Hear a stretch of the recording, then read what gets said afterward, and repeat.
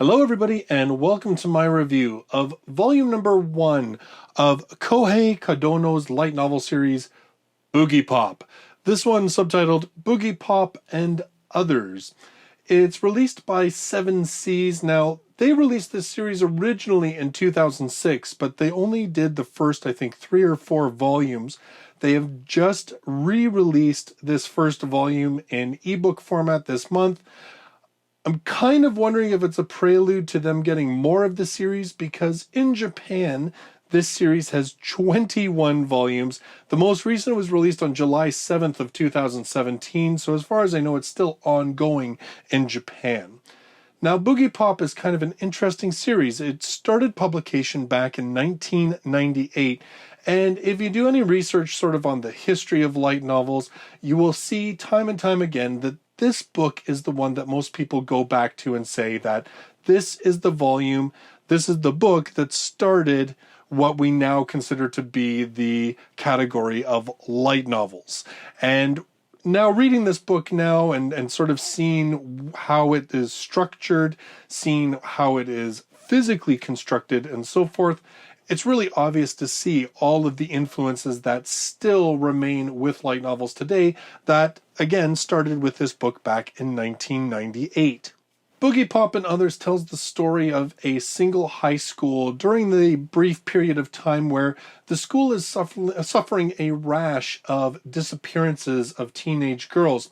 The school is trying to chalk it up to just being that they were troubled, that they're runaways, but there seems to be something even a little bit more sinister going on, especially with rumors about this phantom-like character that people are referring to as Boogiepop.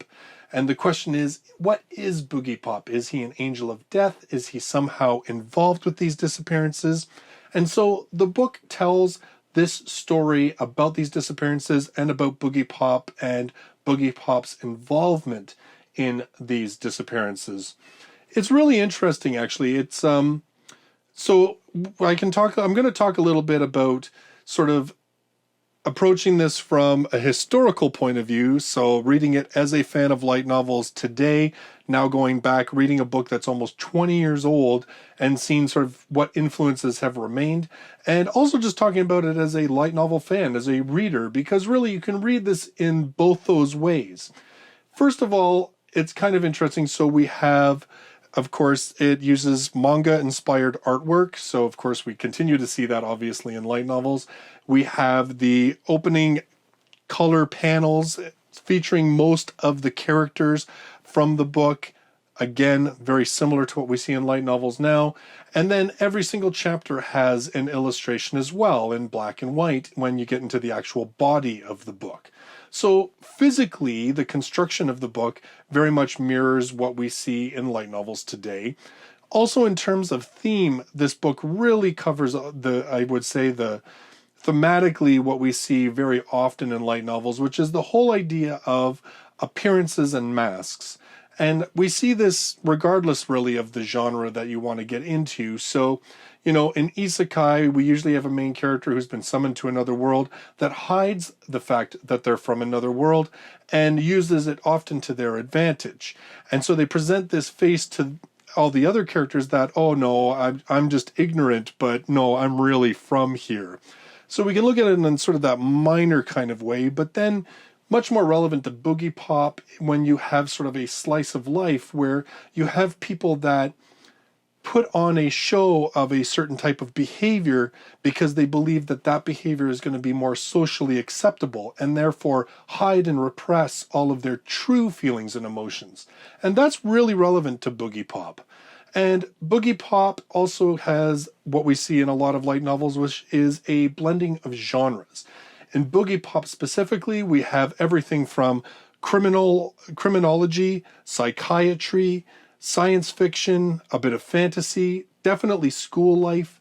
All of these genres kind of blended together into a single volume. And again, something that we see very, very often with light novels. In Boogiepop, we have characters that are, unlike a lot of other light novels, the main characters, or the characters that tell the story, most of them are just average high school kids. The one thing that I was kind of interested about with this book is some of the light novel tropes that we're so used to that aren't present. For instance, harems. There's no such thing as a harem in this volume of Boogiepop. There's not even a hint of a harem. In fact, like I said, in terms of its relationships, it's much more down to earth in that manner. The way that the story is constructed is actually a little bit interesting, and it's interesting that it feels a bit unique compared to a lot of other light novels, even though this is sort of the prototype for the light novel category. And so in Boogiepop, what we have is we have this story of these disappearances. And each chapter is telling about the exact same time period. So in chapter 1, we start pretty much at the beginning of these events and we end at the ending of the events, but we only see just a little fragment of what's going on from this one particular character's point of view. And that's what happens throughout the whole book. Each chapter is a new character, and they're sort of relating how they were involved in these events, whether it was in a very sort of secondary way or whether it was in a much more direct and interactive way. And you have to read the entire book to get a clear and definitive picture of exactly what happened during this period and how it came to a resolution. And in terms of pacing and storytelling, it works really, really well because you always, every chapter, you get just enough bits of the puzzle that it feels like, yes, you're definitely making progress, it's interesting, but the pieces of the puzzle that are left out keep you reading forward. They keep you moving ahead. So even when you have a more, like even in like in chapter number 1, it's a relatively calm chapter. The majority of the chapter is a male character having conversations with Boogiepop after school.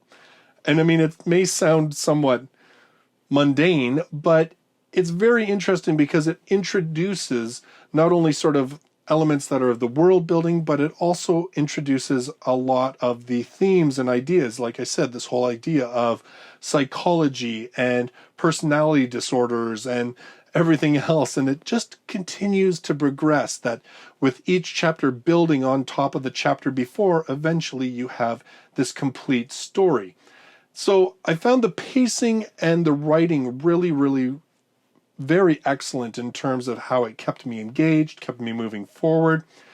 It's interesting too, I mean, even the writing style, like when we talk about the prose itself, it, like many other light novels, we can talk about how it prioritizes dialogue over exposition. Definitely there is still some exposition, there's a bit of action and some fights and stuff in the book, but for the most part, most of the story is told through dialogue and through conversations. And of course, this is something that light novels are really well known for as well. So again, a very interesting kind of look at how even stylistically this book has influenced light novels going forward. So I mean, we have physical construction of the book, we have the thematically that it has done it, and even in terms of the style. We can see all of these influences that have carried on through light novels now almost 20 years later. Boogiepop, I would think, and you know what, this is the one thing that I commented on Twitter too. I was halfway through it, a little bit more than halfway through it, and then of course now I'm done, and I still feel it's true. This book is really pretty timeless. If anything, I would say that the only thing that dates it is the use of technology, or even more precisely, the lack of technology. Cell phones, I think, are mentioned once in the entire book, and all that it is a character making the statement that they tried to call a person's cell phone and they didn't pick up. There's, of course, no mention of texting. There's no mentions of emails. There's no mention of looking things up online.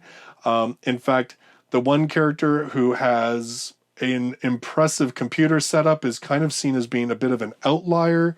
So that lack of technology, when we take a look at light novels now with everybody texting and everybody has a cell phone and everything else, I would say that somewhat dates the book, but because it doesn't use the technology doesn't appear outdated the way that, you know, when you're reading a book from like the 80s and they're talking about dial-up modems and stuff like that, or like, oh, it's blazing fast 28.8K, it's download rates and stuff. Like, that kind of stuff really firmly takes you out of the time frame and puts you into the past. Whereas Boogiepop, just the mention offhand of a cell phone and then this one person having this impressive computer rig, it really does make it timeless in that sense. And there's nothing really dated about this story. This story could have happened, like, you know, this light novel could have been written now and released. Like, it reads that well, and the plot is that intelligent. And again, like I said, there's really no elements in it that date the light novel horribly. So all in all, I was really actually impressed with Boogiepop. I kind of wondered going into it. I thought, you know, oh, it's 20 years ago. You know, it certainly doesn't have, because it was sort of a forerunner, what exactly is, you know, it going to be like. And you can really see, as I said, all of these things. I mean, I haven't mentioned it right now, but even the whole like absent parent figures, or even overall absent adult figures in general. Yes, we have adults mentioned, but for the most part, they're not present in the story. They're not in the story to fix the problems. If anything, they at sometimes actually aggravate the problem.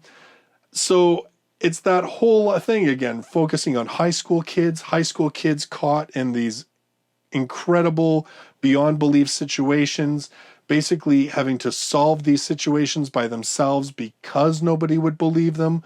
This concept of how society turns a blind eye in order to maintain appearances.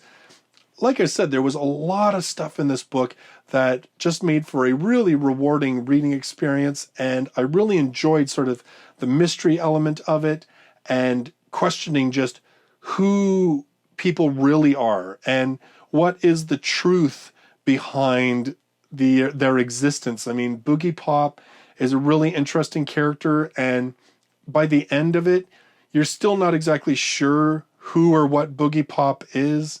And there's a couple of characters that are like that. And of course, I won't get into it too much because I don't want to spoil it, because I really think that you should take advantage and read this book.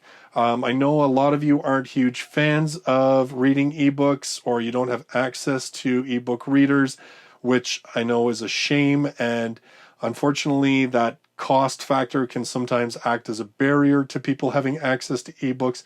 But if you are able to read them, I'd absolutely recommend Boogiepop. As I said, it's even in comparison to a lot of the light novels that we have right now in English overall, it still holds up really well. And I really enjoyed it, actually. It was kind of interesting coming into it after having read The Empty Box and Zeroth Maria just recently, because both of those books use that whole idea of sort of jumping around timeline-wise to tell their story and to fill in the blanks that it intentionally leaves to pull you along in the story. And that how stylistically that seems very different than a lot of light novels, which are very linear. Boogiepop, I should have mentioned as well earlier, it is told vastly by first-person point of view by the individual character that each chapter focuses on. There are third-person sort of interludes that are used to expand the action and sort of give you glimpses of other things that are going on. Again, something that we see a lot in light novels. A lot of light novels very much are first person. And then we have a lot of light novels that do sort of a blending where it's first person for a good chunk of it, but it still uses third person to sort of expand in other areas. Most notably, off the top of my head, Danmachi does that. Is It Wrong to Try to Pick Up Girls in a Dungeon does that very often. So overall, Boogiepop, #1, really, really good book. I enjoyed it a great deal. I'm very, very excited about being able to pick this series up in ebook now. The physical copies I think you can still find, although some of them are pretty expensive, probably because I'm guessing that a lot of them are out of print. So if you can, pick it up. I absolutely recommend it. It is definitely worth a read. And like I said, from both a sort of historical light novel fan perspective, as well as just a general reader perspective. So those are my thoughts on the first volume of the Boogiepop series, Boogiepop and Others. For my next review, I'm going to be trying to get caught up and that is going to be volume number 2 of Nisei Monogatari. Neko Monogatari is coming out later this month, so I'm trying to get caught up so that I can review that book when it comes out. I'm kind of like in that catch-up mode right now where I'm trying to get through volumes that have their next volume coming out in December, which is a lot of books. Like, I mean, Excel World's coming out, there's Devil is a Part-Timer coming out, and I still have their previous volumes on the shelf, so I'm going to be trying to get to those as well in the next week or two to try and get caught up so that I'm at least on the current stuff. I just placed an order for like 10 light novels today. That'll be coming in December because December's crazy, guys. I've been putting together my video for new releases in December. There are 24 light novels coming out in December. It's going to break us all financially. In any case, so my next review will be volume number 2 of Nisei Monogatari, and yeah, the toothbrush scene apparently is in this one, so yeah, something to look forward to. So if you're brand new to the channel and you love light novels, you should consider subscribing. I do 2 to 3 reviews every single week, as well as a weekly countdown of the top 10 best-selling light novels in Japan. Thank you very much for joining me in this video, and I look forward to seeing the next one. Till then, bye-bye for now.